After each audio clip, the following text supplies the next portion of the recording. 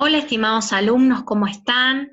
Bueno, en esta oportunidad les traigo la puesta en común de la tercera actividad. En esta ustedes tenían que reflexionar acerca de los ácidos nucleicos y el dogma central de la biología, ¿sí? Así que les doy la bienvenida a esta puesta en común.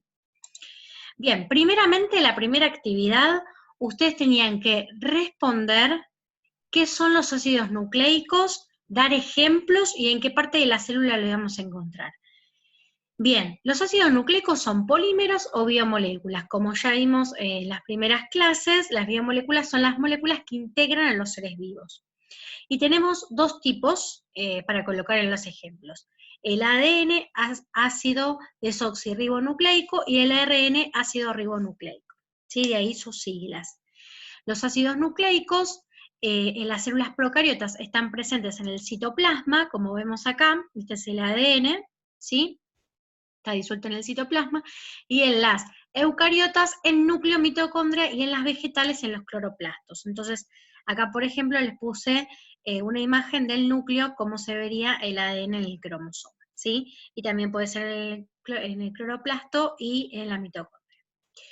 Bien, la pregunta B, ¿cuáles son los monómeros de los ácidos nucleicos? Mencionar las partes que los conforman. Bueno, los monómeros son los nucleótidos.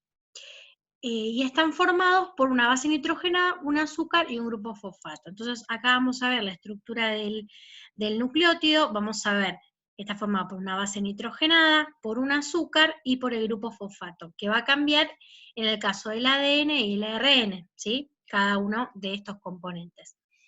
A mí siempre me gusta hacer una analogía con un collar de perlas cuando hablamos de las biomoléculas. Pensemos que cada una de estas perlitas constituye un nucleótido, ¿sí? Y todo el collar vamos a hablar de el ácido nucleico, es decir, todo el polímero, muchos meropartes, entonces vamos a ver que cada una de estas partes va a constituir o va a estar formada por un monómero. Y ese monómero, como bien lo dice su etimología, mono uno, mero partes. Por lo tanto, cada uno de estas perlitas sería un nucleótido y en su totalidad, es decir, todo el collar, es el ácido nucleico, o sea, todo el ADN. ¿Sí? Bien. Con respecto a la actividad 2, ustedes tenían que completar un cuadro comparativo entre el ADN y el ARN. Bien, acá está el cuadro, ¿sí? Teníamos el nombre ácido desoxirribonucleico versus ribonucleico, tipo de cadena en ADN, cadena doble, bicatenaria, y cadena simple en ARN o monocatenaria. Azúcar presente en el ADN es desoxirribosa, de ahí su nombre, desoxirribo, viene de acá, del nombre del azúcar presente, y en el ARN ribosa, ¿sí? Acá hubo un error, ribosa, ¿sí? Bien, lo voy a corregir ahora. Ribosa, ahí está. Bien, entonces, seguimos. Bases nitrogenadas complementarias. Acá tenemos a la adenina y timina en el ADN y citosina y guanina también en ADN. Versus ARN, adenina uracilo, no tenemos timina, como ven, y citosina guanina. Hay una regla memotécnica para recordarlas, a las complementariedades de las bases es Aníbal Troilo, ¿sí? AT, y Carlos Gardel, ¿sí?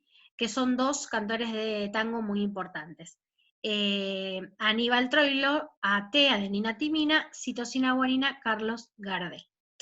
Bien, después, la función biológica en ADN, tenemos almacenamiento del material genético y la síntesis de proteína en el ARN.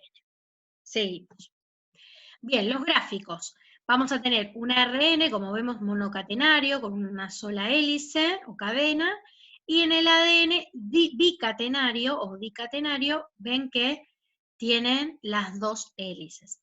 Acá tenemos todas las bases nitrogenadas presentes en ARN y todas las bases nitrogenadas presentes en ADN. ¿sí? Entonces acá vemos los colores, vemos que guanina es verde, ¿sí? Se complementa con citosina, ¿sí? Que es celeste, por ejemplo. Entonces ahí vemos Carlos Gardel. Y después, adenina es amarillo, lo vemos amarillo, ¿sí? Y timina es rojo, y lo vemos justamente juntos, unidos por una unión puente de hidrógeno, ¿sí? Después, en el ARN vemos el uracilo, color naranjita, adenina amarillo, como acá, ¿sí?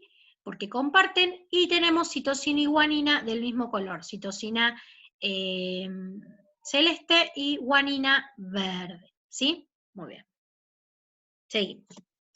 Bien, la actividad 3, ustedes tenían un videíto, sí, que es de un profesor, y les pedía que por favor puedan hacer una conclusión de lo que explicaba.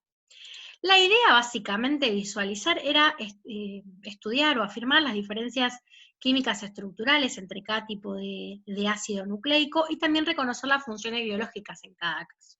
¿Sí? Que hablábamos para el ADN, el material genético, el almacenamiento, y en el ARN la síntesis proteica. Bien.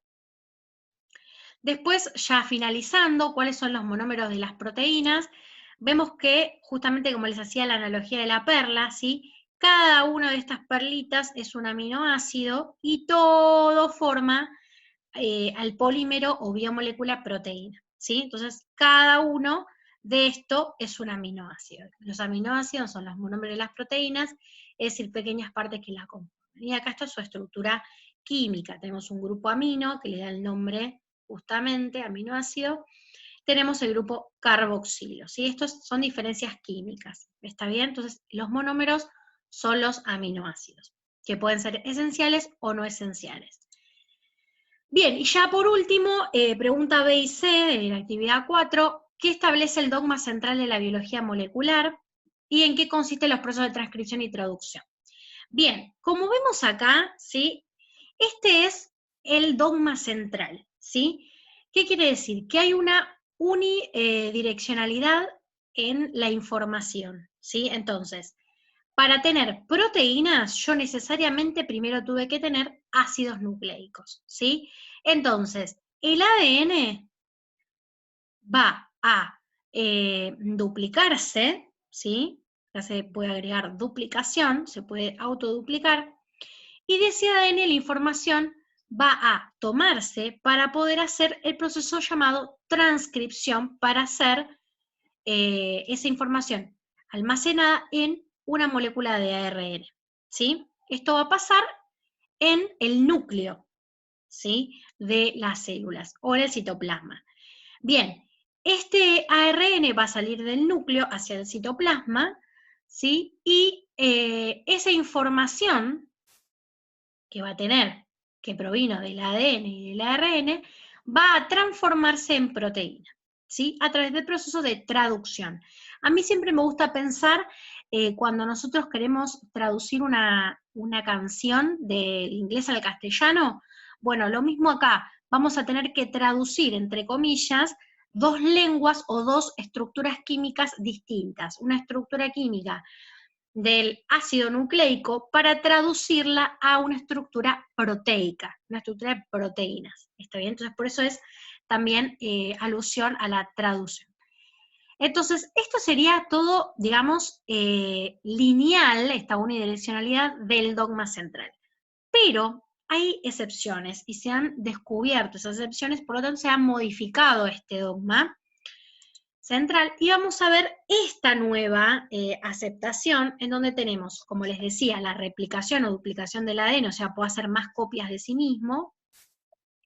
Ese ADN puede ser ARN a través del proceso de transcripción, como ya vimos, ¿sí? Ese ARN, a su vez, hay algunos que se pueden, algunos organismos que lo pueden autorreplicarse, es decir, pueden generar más copias de sí mismo.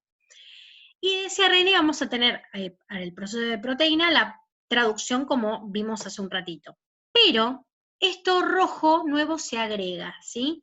Que es justamente que el ARN pueda hacer más copias de sí mismo, y a su vez que el ARN, virus retro, justamente que tengan proteínas o enzimas retro, ¿sí? Transcriptasas, pueden justamente pasar de ARN a ADN y hacer otras copias. Ejemplo es el retrovirus o virus del VIH. Entonces, este virus se ha descubierto que puede justamente hacer de ARN ADN, o sea, rompe con este dogma central. Por eso es que yo quiero colocarle a este dogma un comillado, ¿sí? Un comillado, ¿por qué?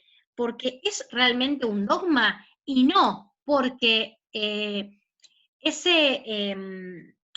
digamos, el dogma es algo incuestionable, pero acá se está cuestionando, por lo tanto, dogma debería ir entre comillas, ¿sí?